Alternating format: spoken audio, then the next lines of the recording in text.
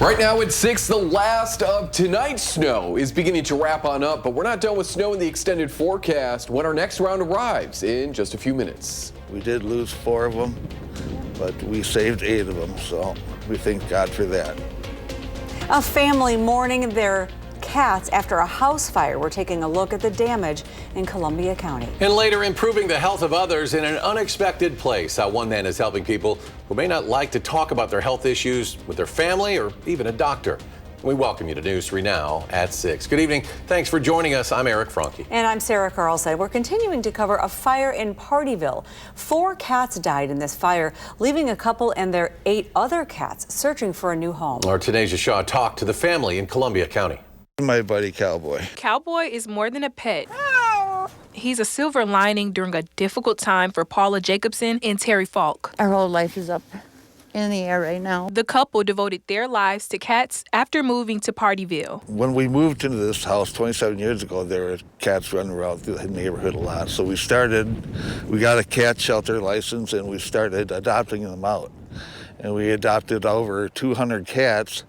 And the ones that were too old for us to adopt out, we kept. Video from a neighbor shows black smoke taking over their house Monday night. The same home that was an animal sanctuary is destroyed by a fire. Out of the 12 cats, 4 of them did not survive. How are you feeling? Torn apart. You can see the front of this home really took a hit from the fire. You can see a part of the roof damaged. And even when you look inside by the porch, you can see that is also charred. Family told me they believe that this fire started in the living room. It was horrible. I mean, within seconds, that couch went up like a firecracker. And it was just billowing. And by the time I yelled at him, fire, I couldn't even see him. He was running through the house, trying to get to me. Partyville's fire chief says it's always hard to rescue animals. The homeowner was doing his best to get in there to get him, and we had to kind of restrain him the best we could. But when you've got your animals, everybody loves their animals, so that was a hard part. The couple thought they lost Cowboy, thinking that he ran away during the fire on Monday. But early Tuesday afternoon, Cowboy was spotted near the home. Just glad to have him back. Devastated with the ones we lost, and I put my faith in God to take good care of them. Reporting in Partyville, Tanisha Shaw, News 3 Now. Tanisha, thank you. And the cause of that fire is still under investigation. A Madison father and daughter accused of killing a man on the city's south side are headed to trial now. Jorge Baez is charged with first-degree intentional homicide, while his daughter, Melissa Basilio Ruiz, is charged with 6 counts of possessing a firearm as a convicted felon. According to the criminal complaint, on January 25th, Baez shot and killed 34-year-old Luis Sotero Herrera on Primrose Lane. Video from home surveillance cameras shows Baez walking away from the area while holding a gun where Herrera was found. Ruiz identified Herrera as her ex-boyfriend and said he had been abusive to her.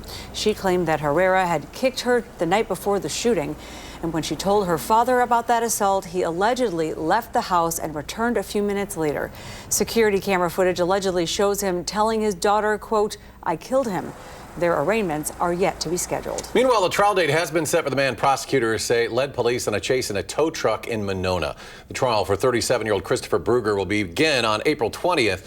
Bruger charged with more than a dozen felonies, including first-degree recklessly endangering safety and eluding an officer causing great bodily harm. Now, prosecutors say Bruger led officers on a dangerous chase in that tow truck before crashing head-on into a Madison police officer's squad car. Officer Ryan Kimberly was seriously injured in that crash while his canine partner suffered minor injuries. A trial is scheduled to last some 4 days. For more now on our forecasts, let's turn to meteorologist Blaze Keller with a look at some maybe wintry weather in the area. That's right. The last of the snow is beginning to wrap on up as we kick off the 6 o'clock hour. And then from here on out, a few flurries, mainly across southeastern Wisconsin, may still be possible. Into downtown Madison we'll go over Monona. That's where one of those lingering snow snow showers is right now into McFarland, Door Creek along 39 and 94 into Cottage Grove, Deerfield, just outside of Hillside there. Koshkagong, we're going to eventually get maybe a little bit of this snow, but the heavy activity is into more or less the Milwaukee area and will continue to push its way into Lake Michigan as we head further into the 6 o'clock hour. So by later tonight, we're headed into the teens and 20s because we're going to say goodbye to the cloud cover. Winds are still going to remain out of the northwest and breezy at times, but we'll hang out in low temperatures where we should be for this time of year. Looking ahead to Wednesday, still in the 20s, so a little bit cooler than where some of us would probably like to be, but don't worry, the 40s and the 50s are set to return. When they return, how long they stick around for, and when we should brace for that next round of snow in just a few minutes. All right, Blaze, thank you. Wisconsin is joining other states, including Illinois and Minnesota, in increasing visibility for funeral processions. Now, previously, those processions could only use amber lights. That's a color used by many other work vehicles, but now they'll be able to use purple lights to identify the first vehicle in line. The Wisconsin Funeral Directors Association argued that made it more difficult to differentiate the beginning of a funeral procession. And Matt Gunderson, the vice president of Gunderson Funeral Home, says, while it seems like a small update, that purple light can increase both safety and also respect. You know, when a funeral procession is going down the road and everything, we travel as one unit. Meaning when we get to an intersection at a lights and stuff, you know, we can proceed forward when it's green, and the rest of the procession can continue through that intersection till we're done, even if the light has changed red. And if you see a funeral procession on the road, Gunderson says drivers should slow down and never cut through a caravan. The law had bipartisan support and just went into effect in December, and more funeral homes are expected to invest in those purple lights throughout the year.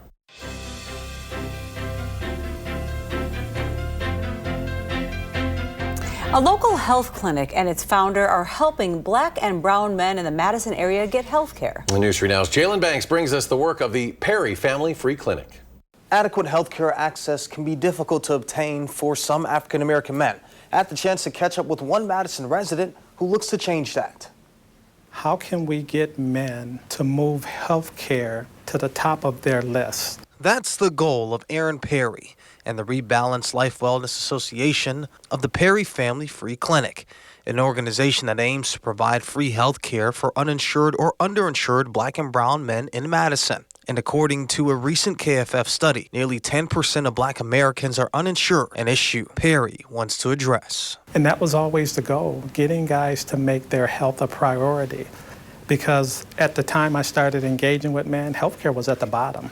You know, they're trying to be a provider for their families. They're a one-car household. They're trying to get a second vehicle. A lot of challenges there. And Aaron tells me it's his own health journey that motivated him to help others. I've been diabetic for 32 years. At the age of 29, I was diagnosed, and for about a good 10 years, I really, struggled with good control, bad control.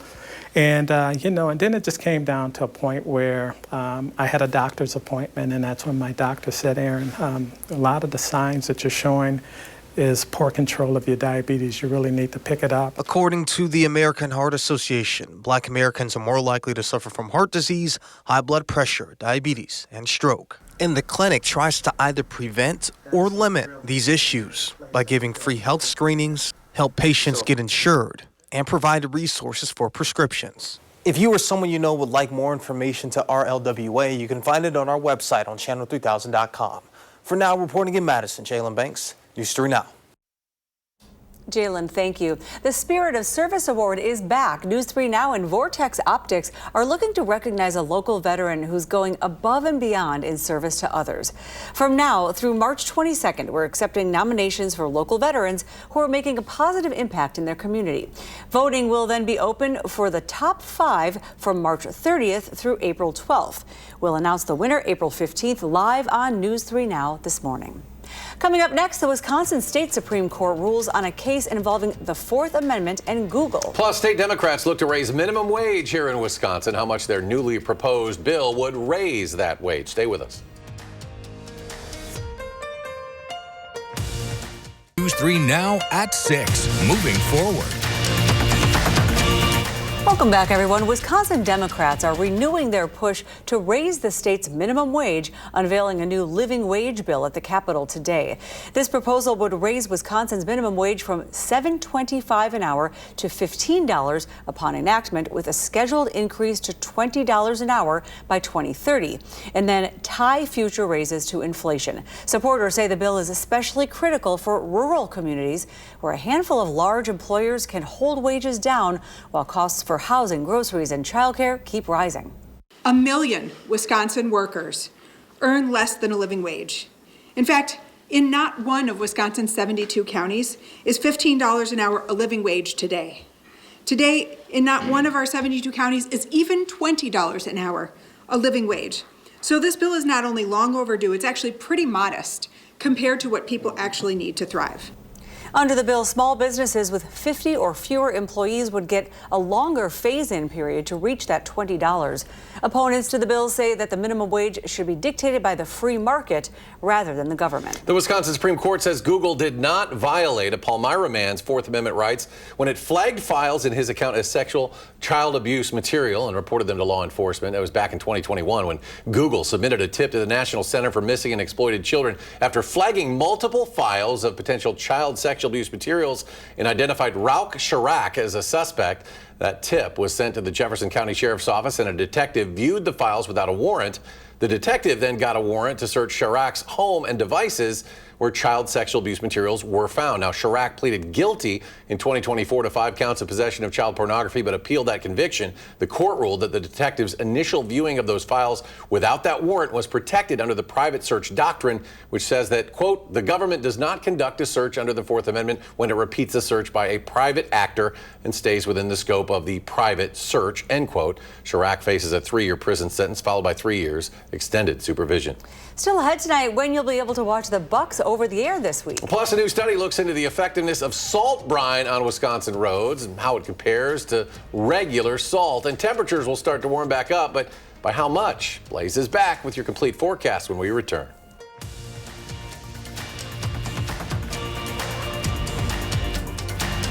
News 3 now at 6. Moving forward. A new study led by UW-Madison suggests that salt brine clears Wisconsin roads just as well as traditional salt. A test evaluating operational and safety performance took place at 2 places at times of winter storms on parallel routes in 2 counties. Salt brine was used on one route while granular salt was used on the other. Results showed nearly equal road performance between the salt brine and rock salt highway sections. However, salt brine achieved similar traction and road conditions while using between 40 and 72% less salt. How about it? Well, speaking of need for salt, we were talking about a wintry mix today, Blaze. I don't know if we're going to be seeing the need for any salt brine at this point. No, you know, this was never expected to be a heavy snow event or at the very least producing any sort of ice. We're only going to squeeze out of this, and for most of us it's already over, a half an inch of snow or less. The heaviest snow has since pushed off into northwestern Indiana, but let's take it into southwestern parts of Dane County, over Christiana, just to our east, and Stowe into Sumner, Fort Atkinson, Oakland, right along 12 there into Fort Atkinson is where we find a lingering snow shower. Also seeing maybe a few flakes there into Jefferson, and back into Janesville we'll go as well, beginning to exit downtown, pushing into 11 right over 39, and where 11 and 51, all of them kind of cross each other. That's where that snow shower is, and that's going to continue to push off to the south and east. From here on out, we are left with partly cloudy conditions for the rest of this Tuesday evening, and really through the rest of the week we look to be quiet. There was a chance for snow Wednesday into Thursday across southwestern Wisconsin. It's not looking too impressive anymore. So let's jump ahead to the weekend. Even though it's not even the midweek yet, some of us are likely already thinking about the weekend, and maybe we should all be, because we got some snow in the forecast Saturday, but particularly Sunday into Sunday night. That's when I think of the 2 chances this weekend, we're really going to squeeze out some of accumulating snowfall. We're seeing the darker blues across parts of our coverage area, Crawford, Grant, Iowa, Lafayette, Dane, extending its way into about Walworth County. The path is going to change a little bit between now and Sunday, kind of going back and forth. Some runs of our weather models will have it a little bit south, some will have it a little bit north.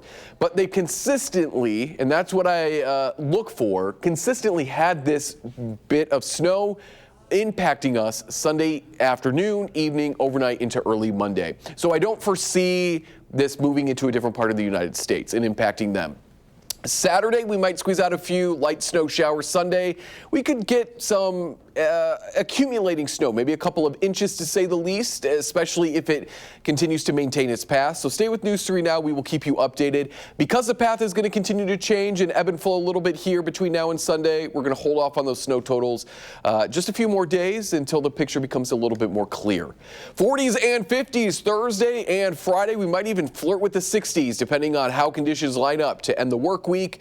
And then we get that snow and cooler temperatures for the weekend. If we do get a decent amount of snow Sunday into Monday and likely next Tuesday will be slightly cooler because when you get a lot of snow on the ground, it tends to keep that warmer air away. There is a look at our 10-day forecast. Snow to end February and kick off March with another rain snow mix there by Tuesday of next week. But it looks like as we wrap up the first week of March, we'll be quiet, upper 30s. To low 40s. Now, we are easing out of winter, but that just means severe weather season is right around the corner. And myself, Alex, Savannah, and Jacob, we've been putting together our special for the severe weather season at properly named Severe Weather Ready. That is going to be tomorrow at 6:30. We are talking all things. How watches and warnings are issued by the National Weather Service. How we go into issuing an alert day. Looking at the severe weather season across Wisconsin and how it's been changing and much more. So again, that is tomorrow at 6:30. Please watch it. We have put a lot of work into this and we want to make sure that you guys are staying safe ahead of the severe weather season, which it will be here before we know it. I was just going to say the exact same thing. Yeah. I mean, we had thunderstorms last week, so yeah, it'll be here before we all know it. We're looking forward to it. Thank you, Blaze. All right, Blaze, thank you. We do have a programming note to share for later today. The Late Show with Stephen Colbert will be live tonight. Following News 3 Now at 10, the live show has become a bit of a tradition following the State of the Union address. This will be the 9th time that the show delivers a satirical take on the State of the Union. And the Milwaukee Bucks are looking to fight their way back into the playoff picture. A little work to do there, and you'll be able to watch them on our airwaves tomorrow night. Milwaukee taking on Cleveland. A tall task there on our sister station TW. Tip-off set for 7 p.m. And Andrew is here with a closer look at sports. Yeah, well, the Badgers are in a much better position for the postseason than the Bucks are, and that all starts with Nick Boyd, the Badgers superstar whose record-breaking and culture-changing might just be what Bucky needs to go all the way. And now, News 3 Now Sports, brought to you by TDS. He is a record breaker and a culture changer. Nick Boyd has the experience, talent, and toughness to take Wisconsin men's basketball all the way his own way. For Nick Boyd, arriving in Madison meant he made it. Kind of like a dream come true, man, just playing at the highest level. I started out at FAU, then went to San Diego State. Just gradually, raising my level of play, and I feel like I'm ready to take a big step. That's what he told me in October, before the season started. And oh boy, was Boyd right. The transfer senior met his moment. It's been awesome. I mean, I try not to look back on it too much. But it's hard not to look back at what's been one of the best seasons by any Badger ever. He's fiercely competitive. You see that. He wears his heart on his sleeve. He wants to win. Yeah, I just like to have fun. That's just me as a player. Whether I'm in LA Fitness, wherever it is, I just love to have fun and be competitive. Think of the recent greats. Kaminsky, Decker, Davis, Tucker, Tonje, Taylor, Harris, and Happ. Boyd is scoring more buckets than all of them. On track to be the first 20-point-per-game Badger since Michael Finley in 1995. Blessing, man. God gave me the ability to just find places, on this journey in the transfer portal, find places where people believe in me, and that's rare, After all, Boyd is a rare player. With a swagger and an attitude Wisconsin hasn't had. That's his personality. It's a little East Coast. I think it took some of our guys that maybe hadn't been around somebody as vocal as him and kind of demonstrative, so to speak. He's an entertainer. It took a little adjusting. God's blessed me and put me in positions where people can understand that and can kind of gravitate towards that. So it's just been awesome. But it's easy to gravitate towards a guy that took Florida Atlantic to a Final Four. I mean, we got hot. I mean, we could shoot the ball. We had guys who could dribble. Very much like this team, I think we got a little bit of magic. An element you must have in March, Boyd's favorite time of year. As a college basketball fan, myself, growing up, this is the time you start really tuning in. So I know all the basketball junkies are ready. I'm ready, and it's kind of like, get through this little stretch, and then you playing with house money. But there's no gambling about Nick's play.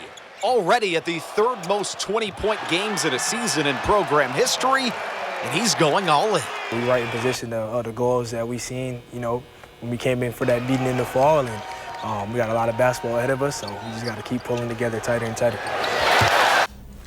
All right, Andrew, thank you. And coming up tonight on News 3 Now at 10, another State of the Union address tonight.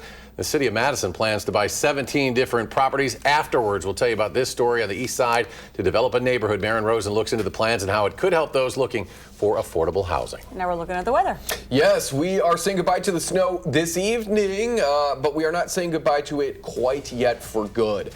After a warm end to the work week, we'll see a couple chances for snow this weekend. And thanks for watching News 3 Now at 6. Entertainment Tonight is coming up next. And our next show will be after the State of